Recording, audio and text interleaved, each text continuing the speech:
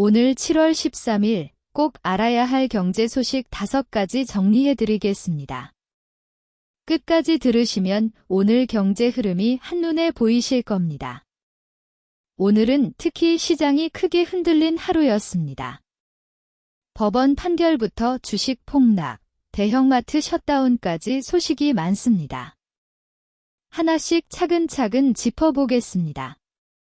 첫 번째 소식입니다.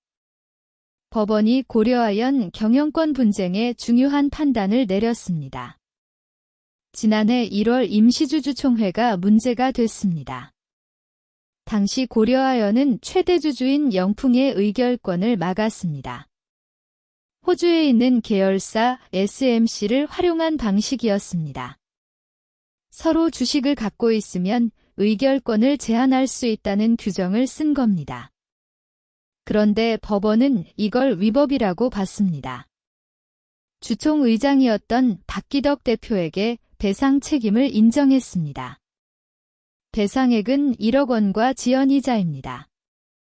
왜 위법일까요? 법원은 호주 회사 SMC를 뜯어봤습니다. 주식을 마음대로 팔 수 없고 주주수도 제한되는 폐쇄적인 회사였습니다. 우리 상법이 말하는 주식회사와 다르다는 겁니다.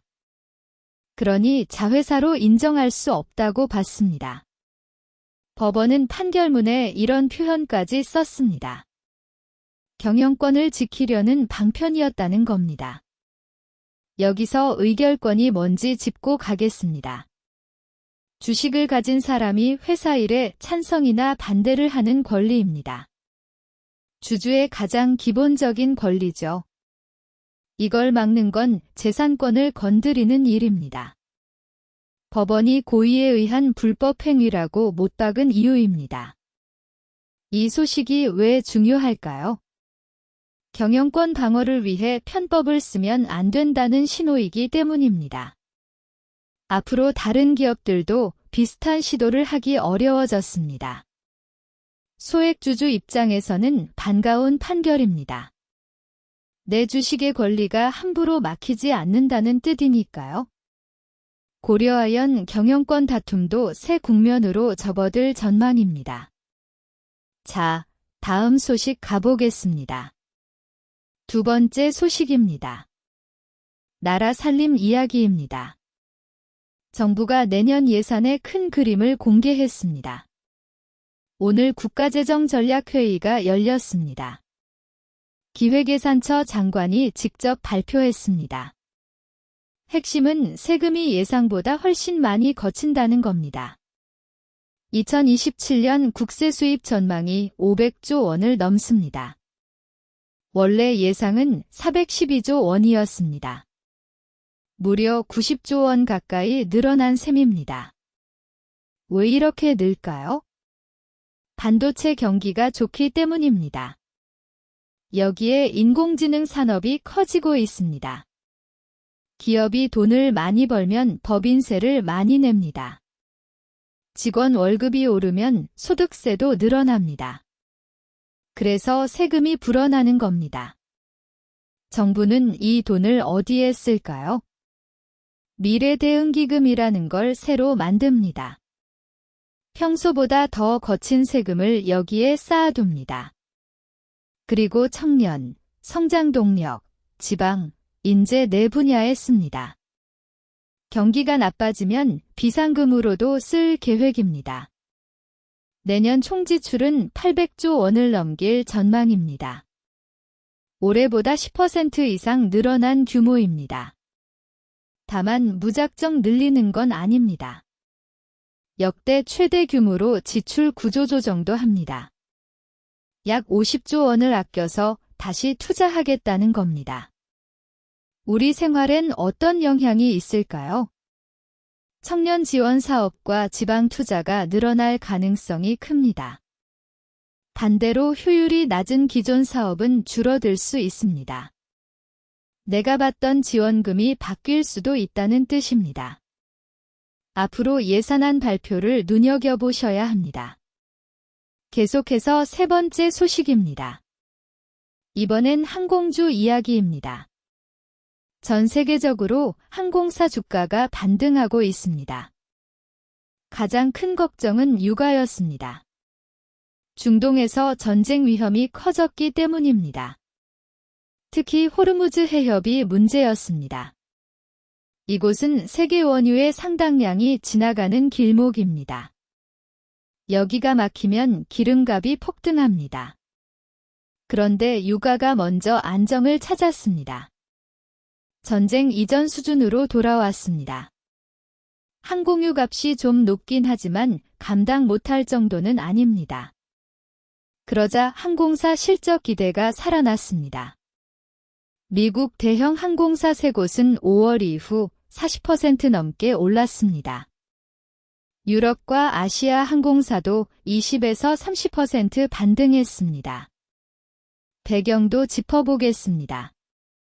항공시장이 양극화되고 있습니다. 비싼 좌석을 찾는 프리미엄 수요는 여전히 강합니다.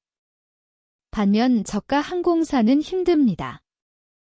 미국에서는 스피릿 항공이 결국 파산했습니다. 경쟁자가 줄면 살아남은 회사가 유리해집니다.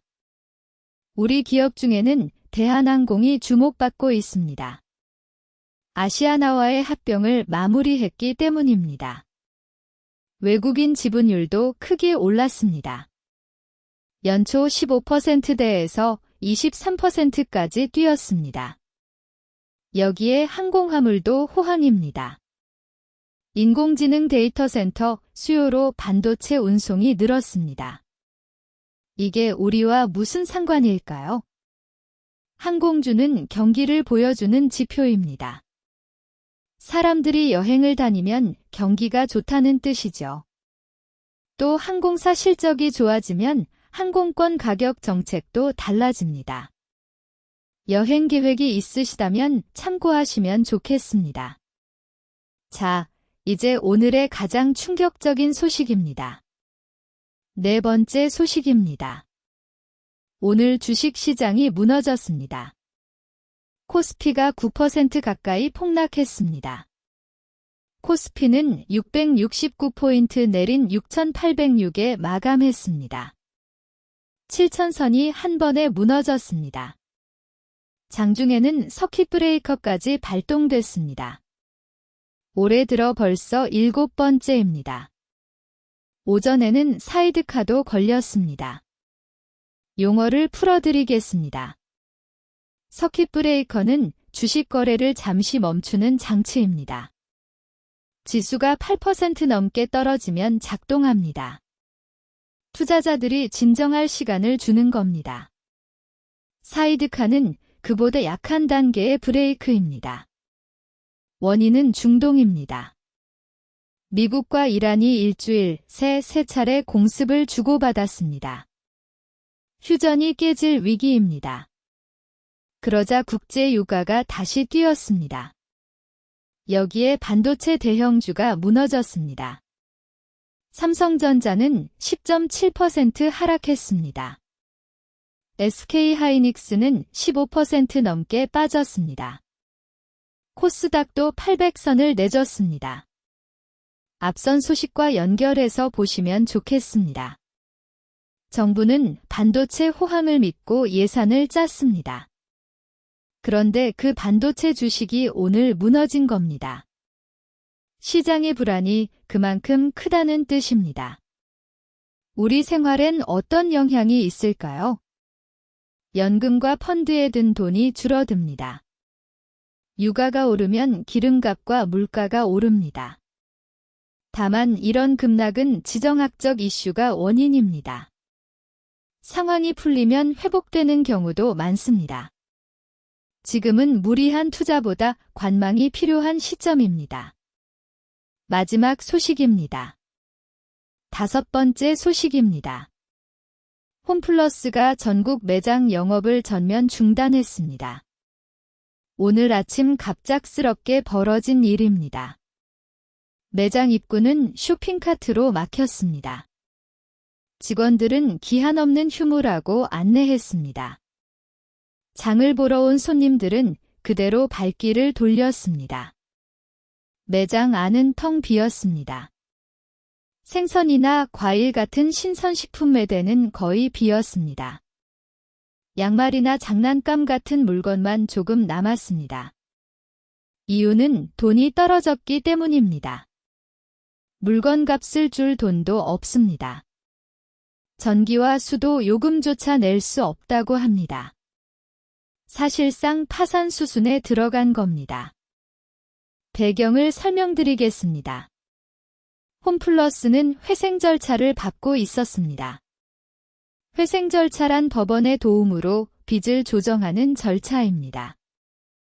회사를 살려보려는 마지막 시도죠.